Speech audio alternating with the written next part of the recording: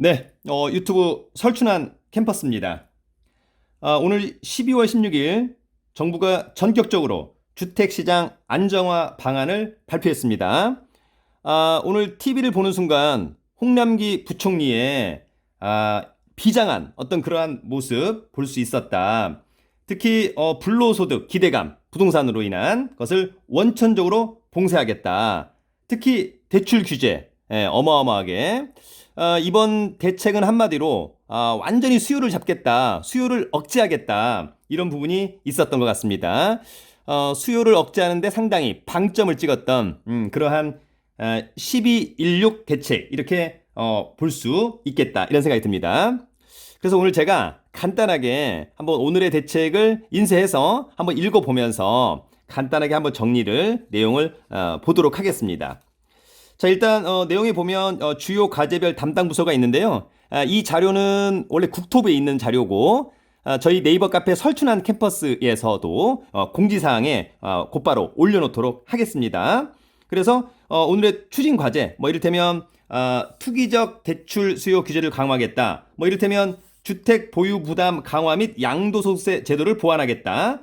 투명하고 공정한 거래 질서를 확립하겠다. 실수요자를 위한 공급을 확대하겠다. 이런 내용들이 있습니다. 이번 대책의 목차 간단하게 최근의 주택시장 동향 또 어떻게 평가할 것인가, 정책의 대응 방향, 주택시장 안정화 방안에 대해서는 첫 번째, 투기적 대출 수요 규제를 강화하겠다. 앞서 얘기한 것처럼 주택 보유 부담 강화 및 양도세 제도 보완하겠다. 투명하고 공정한 거래 질서 확립하겠다. 실수요자를 위한 공급 확대하겠다. 더불어서 향후 추진 일정이 있는데요. 오늘 홍남기 부총리의 이 안정화 대책 발표 말미에 뭐라고 언급되어 있냐. 내년 상반기에 더 큰 대책을 준비하겠다. 이런 내용을 했습니다. 상당히 의미 있는 이야기라고 보여집니다. 계속해서 정부는 추이를 지켜보겠다. 결코 불로소득 좌시하지 않겠다. 이런 내용을 언급하고 있는 것 같습니다. 자, 간단하게 먼저 주택시장 동향 및 평가. 최근에 어떤 주택시장 동향, 서울 등 일부 지역에서 국지적인 과열이 재현되고 있다. 계속해서 이제 가격이 정부가 봐서는 전체적으로 안정화되어 있다라고 하지만 기본적으로 강남권 재건축발 상승세 확산, 강남, 송파 상승을 시작으로 7월 첫 번째 주부터 24주 연속 상승하고 있다. 계속해서 가격이 상승하고 있는 그런 그래프를 보여주고 있는 겁니다. 사실 우리가 이런 그래프를 볼 때는 0. 몇 퍼센트, 별것도 아니잖아 이렇게 얘기할 수 있지만 그런 것보다는 계속해서 우상향하고 있다라고 하는 것이 상당히 의미 있는 그런 지표라고 보여집니다. 더불어서 분양가 상한제 적용 지역 지정 이후에 미지정된 곳들의 어떤 국지적인 어떤 과열 발생했다. 사실 이번 대책이 지난 대책에 나왔더라면 어땠을까라고 하는 점입니다. 약간 아쉬웠던 점이 있었습니다만 이번에 그런 점을 충분히 보완할 것으로 보입니다. 특히 집값 상승 기대로 매수세 확대되며 갭 투자 등 투기 수요가 유입되고 있다. 맞겠다라고 하는 점을 이제 정리할 것으로 보입니다. 자, 기본적으로 최근에 어떤 거래량은 상당히 증가하고 있었다라고 하는 점도 있었고요. 최근에 보증금을 승계해서 매수하는 갭 투자 비중도 증가 추세에 있다라고 하는 점.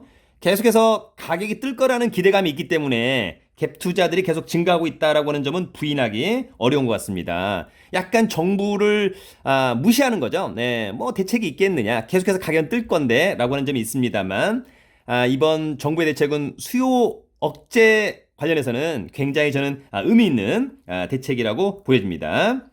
자, 더불어서 실수요에 대응하는 공급은 충분하다.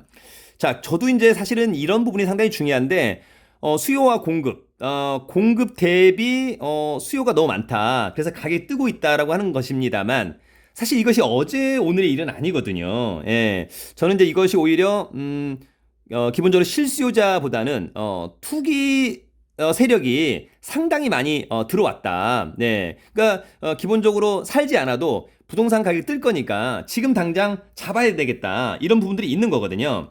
그러나 기본적으로는 서울에 이를테면 1년에 한 4만 호씩 정도 계속해서 들어오는 거니까 공급이 되는 거니까 기본적으로 정부 입장에서는 공급은 충분하다. 특별히 투기 수요만 없다라고 한다면 이런 부분에 대한 언급을 하고 있는 것 같습니다. 자, 더불어서 분양가 상한제 등에 따른 공급 부족론을 제기하며 시장의 불안 심리를 자극하고 있다. 약간 아쉬운 부분이 있습니다. 예, 오늘 그 말미에 그 공급에 대한 부분이 언급되어 있습니다만 특히 서울 아파트 가격, 특히 어떤 가격을 잡으려고 한다면 기본적으로 어떤 서울에 대대적인 어떤 공급에 대한 그런 판로가 있어야 될 것으로 보이는데 그런 이제 활로가 없다라고 하는 것은 약간 아쉬운 그런 대책이라고 보여집니다. 자, 시장 상황에 대한 평가가 있습니다만 계속해서 올해 상반기 서울 주택시장은 안정세를 보였고라고 하는 점, 이런 점은 이제 그 지표와 실제 사람들이 체감하는 느낌은 조금 다르지 않느냐 이런 생각이 듭니다. 다만 풍부한 시중 유동성, 그죠? 이것이 가장 큰 문제인 거죠. 돈은 많은데 갈 데가 없다. 근데 가장 안전한 것은 부동산이 아니냐 이렇게 얘기를 하고 있는 거고, 저금리로 자금 조달 비용이 낮고 또 LTV 규제로 대출 규모가 제한돼 있지만 높은 전세가율, 그죠? 네, 그래서 이런 높은 전세가율이 사실은 전세자금 대출 이런 것들도 조금 이번에 좀 손을 보고 있는 것 같습니다. 전세 대출 등을 통한 갭 투자로 약간 편법적으로 자금을 조달하는 경우들도 있다. 이런 부분들이 이제 어떻게 할 거냐라고 하는 점이 있습니다. 특히 낮은 보유 부담 등에 따른 시세 차익 기대에도 매수세 확대에 영향을 하고 있는 것 같고요. 지금 잡지 않으면 평생 집을 못 살 것 같다라고 하는 그런 생각하고 있는 분들 상당히 많은데 사실 통계는 또 경험은 그렇지 않다라고 하는 점. 네. 제 개인적으로 봤을 때 앞으로 1, 2년은 조금 관망을 한번 해봐야 되는 그런 시기가 아니냐 이런 생각이 듭니다. 자, 분양가 상한제 적용 지역을 조금만 적용하다 보니까 일명 풍선 효과, 그죠? 예, 그러나 이번에는 강력한 그런 분양가 상한제 지역을 대폭 확대했다라고 하는 점 여러분들도 꼭 알아두시면 좋을 것 같고요. 오늘 홍남기 부총리의 발표가 상당히 비장했는데 저의 어떤 이런 지금 강의도 약간 좀 비장함이 느껴지는 그런 목소리가 아니냐 이런 생각이 듭니다. 사실 오늘 유일하게 저의 쉬는 날 월요일인데 갑자기 이걸 발표함으로써 또 이런 일을 또 하게 되는 것은 저로서는 약간 아쉽다 이런 생각이 듭니다. 사람은 또 여러분 휴식이 필요하다. 투자도 휴식이 필요하다. 이렇게 정리를 하면 좋을 것 같습니다. 자, 정책에 대한 대응 방향에 대해서 언급이 되고 있는데, 자, 첫 번째는 일부 과열 지역을 중심으로 집중되는 갭 투자 및 다주택자의 투기 수요 유입을 차단하기 위해서 대출 규제의 사각지대를 해소하겠다. 일단 대출을 강력하게 잡겠다라고 하는 부분이 있었습니다. 오늘 그 은성수 금융위원장의 어떤 그런 답변에서도 이런 부분을 또 우리가 느낄 수 있었다. 종부세라든지 공시가격 등을 개선해서 주택 보유 부담의 형평성을 제고하고 실거주하지 않는 주택의 양도 차익에 대한 과세 체계를 강화하겠다. 자, 세 번째 중요하죠. 최근에 분양가 상한제 지역을 확대해서 고분양가 및 풍선 효과를 차단하겠다. 이것은 조금 의미가 있지 않나 이런 생각이 듭니다. 서울 도심 내 공급과 수도권 30만 호 계획 다 좋은데 사실은 서울 도심 내 공급이 조금 더 많아지는 그런 부분들에 대한 정책을 아마 다음 정책 발표 때 나오지 않을까 이런 생각을 한번 해보기도 합니다. 자, 주택시장 안정화 방안에 대해서 이제 하나씩 정리를 한번 해보도록 하겠습니다.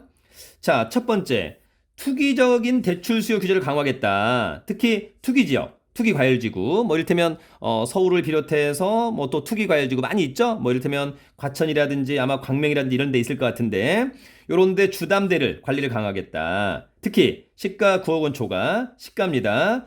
9억 원 초과 주택에 대한 담보대출 LTV 추가 강화하겠다. 현행은 주담대 LTV 40%입니다만 앞으로는 가계, 개인사업자, 법인 등 모든 차주의 투기지역과 투기과열지구 주담대출에 대해서 시가 9억 원 기준으로 주택가격 구간별 LTV 규제 비율 차등 적용하겠다. 네, 그러니까 9억 원 이하까지는 LTV 40%, 그러나 9억 원을 초과하는 부분은 LTV 20%, 그죠? 그래서 여기 언급이 되고 있는 거죠. 14억 원에 대해서는 토탈 지금까지는 40%, 5억 6천 나왔습니다만 앞으로는 9억 원까지는 40%, 초과되는 5억 원에 대해서는 20%, 그래서 4.6억 원 수요를 억제하겠다. 이런 부분으로 정리하면 될 것 같고요.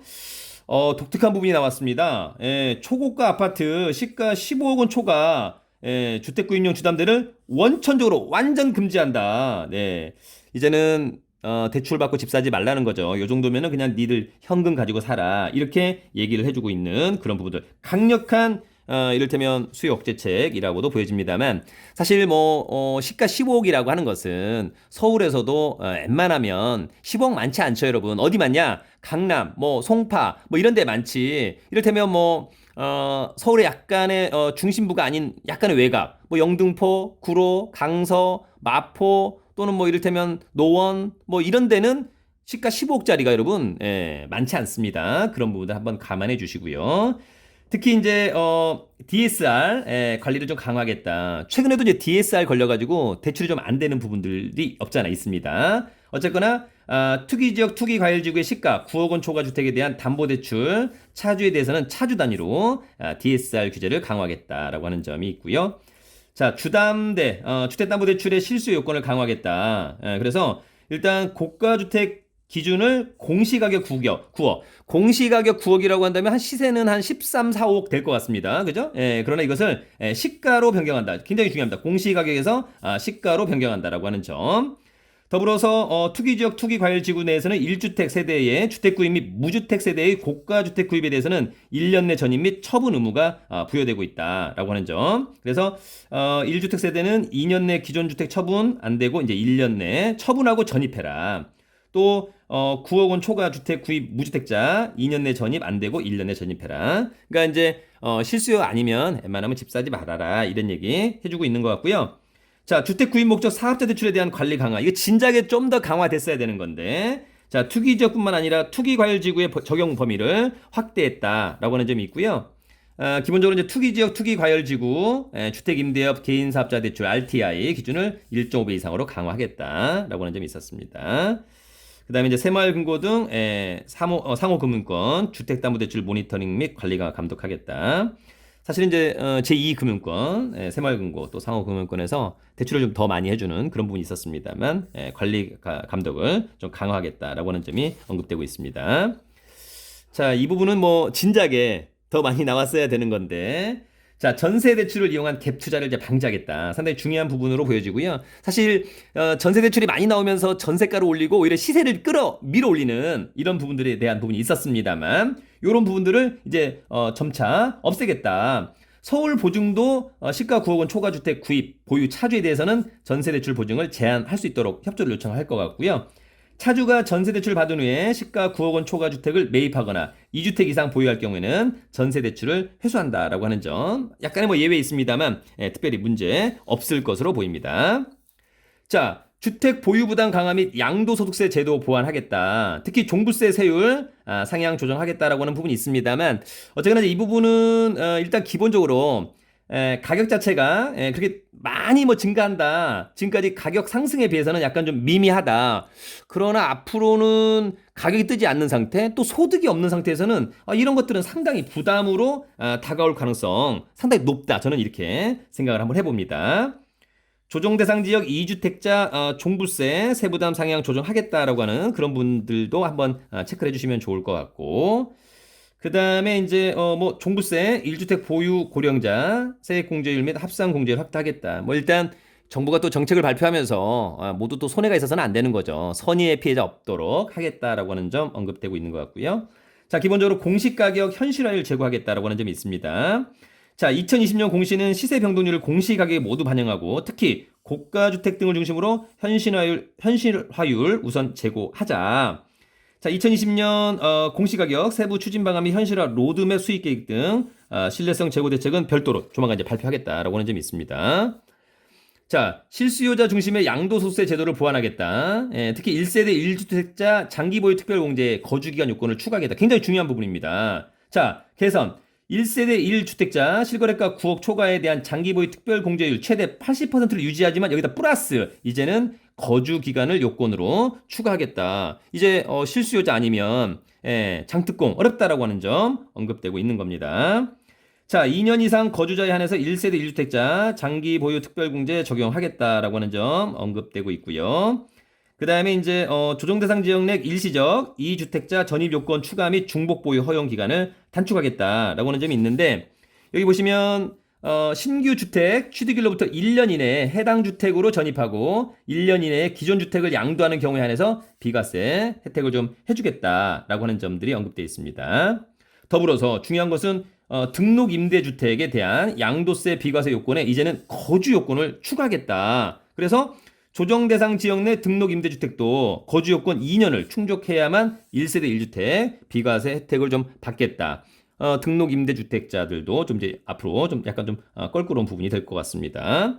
자, 또 중요한 것은 5번 중요합니다. 조정 대상 지역 다주택자 양도소득세 중과 시 주택수 이제는 분양권도 포함된다. 지난번 9.13 대책에 따라서 대출 청약할 때는 분양권도 주택수에 포함되고 있지만 세금을 낼 때는 다주택자 여부 판단 시에는 주택수에 미포함됐었습니다만 이번에 전격적으로 다주택자가 조정 대상 지역 내에 주택 양도 시 양도세 중과를 위한 주택수 계산에 분양권을 포함한다. 굉장히 중요한 그런 부분들 약간 더 불편해할 수 있을 것 같습니다. 자, 그 다음에 중요한 것은 2년 미만 보유 주택에 대한 양도소득세를 계산합니다. 그죠? 예, 이게 이제 이번에 바뀐 거죠. 기존에 우리가 이제 물어보면 상가 매매할 때 1년 이내 양도세가 50%, 2년 이내 40%, 2년 이상 일반 세율인데 주택도 이제는 그렇게 똑같이 하겠다라고 하는 부분이 있습니다. 그래서 주택도 1년 미만은 50%, 예, 그 다음에 기본적으로 2년 미만 40%, 2년 이상 기본세율로 가겠다. 이렇게 이제 바뀐 내용들 여러분들 꼭 정리를 한번 해주시면 좋을 것 같습니다.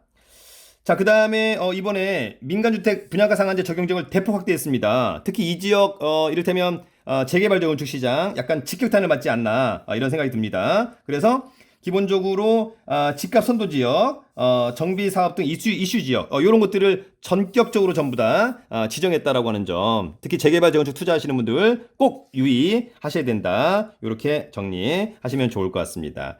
뭐 일단 뭐 자금 출처 이런 부분들도 좀 언급이 되어 있고요. 이런 부분도 좀 조심 확인을 해야 될 것 같다. 이렇게 정리합니다. 그다음에 이제 마지막으로 사실 이제 공급과 관련해서 저는 이제 약간 의미가 있는 것은 이런 것이 아니냐. 이를테면 중공업 지역 관련 제도를 좀 계산하겠다. 그래서 서울 내 중공업 지역이 서울시 전체 면적의 약 3.3% 정도가 되고 있는데, 자, 지원 방안, 저렴한 주택 공급, 중공업 지역에서, 그 다음에 LH와 SH 등 참여할 때 인센티브를 제공하겠다라고 하는 점은 저는 이제 약간 공급적인 측면에서는 상당히 좀 의미가 있지 않느냐라고 하는 점을 여러분들께 말씀을 드리고 싶습니다. 자, 여기까지가 오늘에 대한 이제 내용 간단하게 한번 알아봤습니다. 더불어서 향후 추진 일정 이런 부분들은 여러분 적용 시점 이런 것들 체크를 좀 부탁드리겠습니다. 자, 요렇게 정리하도록 하겠습니다. 자, 여러분 오늘 전격적인 정부의 12.16 주택시장 안정화 방안이 발표됐습니다. 저도 발표되자마자 곧바로 그냥 요것을 한번 인쇄해서 여러분들에게 빨리 알려드리고자 한번 간단하게 찍었습니다. 어쨌거나 정부는 부동산을 통한 불로소득 기대감을 원천 봉쇄하겠다라고 하는 점, 특히 대출을 규제하겠다라고 하는 점, 15억 원, 시가 15억 원 이상 하는 이를테면 주택 대출을 전면 금지한다라고 하는 점, 이런 것들 상당히 좀 의미가 있을 것 같고요. 분양가 상한제를 거의 의미가 있는 지역에 확대한다라고 하는 점, 특히 재개발 재건축 시장 직격탄을 맞지 않을까 이런 생각이 듭니다. 더불어서 내년 상반기에 다시 한번 큰 대책을 발표한다라고 하는 거니까 여러분 유의하셔야 될 것 같고요. 저는 오히려 이번 대책은 특히 수요와 관련돼서 수요 억제책으로는 아마 거의 동급 최강이 아니냐. 당분간 부동산 시장은 상당히 좀 살 얼음판을 걸을 것으로 보입니다. 주택을 투자 내지는 하시는데 제 개인적으로는 앞으로 한 1, 2년은 좀 관망해 보는 것이 오히려 어떠냐. 싸게 사지 않는다면 이런 부분을 정리하도록 하겠습니다. 정부가 상당히 고민하고 있다. 또 고뇌하고 있다. 그런 대책이 이번 주택시장 안정화 방안에 발표가 됐고요. 다음에는 아마도 공급과 관련된 대책만 적절하게 나온다면 시장은 상당히 안정화될 것으로 저는 기대합니다. 여러분 오늘은 여기까지. 유튜브는 설춘한 캠퍼스.